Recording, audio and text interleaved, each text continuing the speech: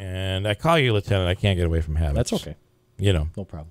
I still call. You know, once you're a lieutenant, once you're Mayor Giuliani, you're Mayor Giuliani, right? You're always the mayor, right? You know. Okay, so Manaski was asking, why did the police chief go there? Why did he go to? He went down a whole list of issues. Why did he go there on the 70% of black children are being brought up by their moms? Can I just clarify one thing? In that all the examples he gave, like, you know, you have to deal with homicides and murders and drugs and mental health and chasing dogs. You actually get 911 calls for stuff like that. I just thought he went too far with the parenting issue, because there are many problems that stem from that. But you guys don't get a call that says, hey, the lady next door has 3 kids and no dad is there. Can you come over and watch the kids or something? I disagree. I think you do get those calls. Take care of my kid is out of control. Well, you know, we were talking. You played that funny 911 tape from England, but the reality, the woman with the remote control. Right. The reality of it is it does highlight a very serious point, is that the police get calls literally for everything. For everything. If you could play hours and hours and hours of tapes of ridiculous 911 calls. Sure. Even here. And really what that says is that everybody just thinks the police can solve their problems. Right. And I think perhaps and I'm just guessing, I think perhaps what the chief was saying was that the police can't solve society's problems. That the police weren't intended to do that. They're there to help. They're part of it. But you can't just throw all of society's problems.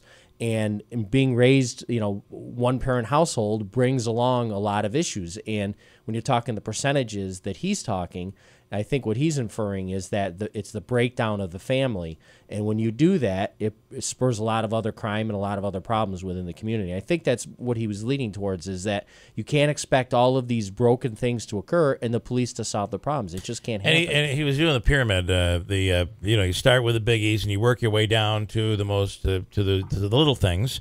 And I think that last one was making a point in that, you know, we're playing parent here. We're expected to be the parent of children, and that's not our role. It's a very I think a lot is being asked of a lot of people that never was asked of before, based on the breakdown of the family and certain and you know, if that fact is true, 70% of black children are being brought up in a broken household. That's a tough number to look at. It's 50%. Basically, it's 50% in the rest of America, but that's a huge number and a tough one to look at. And that's not to say that a child raised in a single family home or the parent, you know, in a single family can't be successful. It's not saying that. This is the exact statement that caused the woman in Britain. I couldn't remember what the comment that she had made was. The one comment that blew up, the one that had to step down. I haven't followed names in this whole thing. It's happened so quickly over there. But her comment was, I'm the better candidate because I'm a mom. And basically saying that, which lit up social media in Britain, because basically saying that unless you're a father-mother household, then you're not a proper family. So a lot of gay couples were in. A lot of single moms came forward. It became a really big issue where she had to step down. So that is it is true. Listen, sometimes a single family may be better off than 2 bickering parents that probably should be getting a divorce. Sure. But at the end of the day, who's watching these kids? Who are expecting police and teachers and social workers, and we're expecting all these people to become the parents here. And that just doesn't, that's asking for a lot of police officers. Right, because you have a very short window of time that you can influence the child's life, even teachers.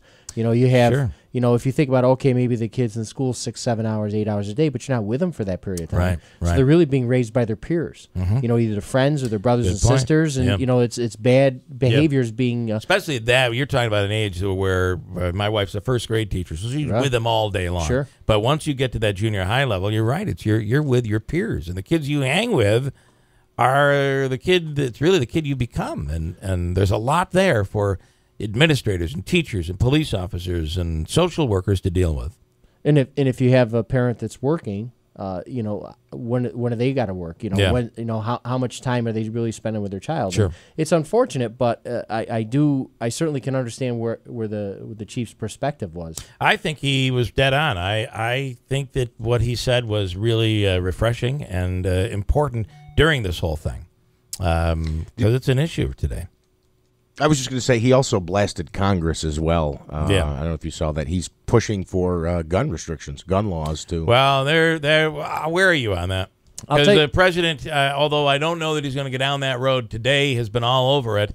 And I don't know that any gun control, solves this problem. I don't think it solves the Orlando problem. I'll tell you where I am on it. And I think most law enforcement is who believes in the Second Amendment, right to bear arms, and all those sorts of things.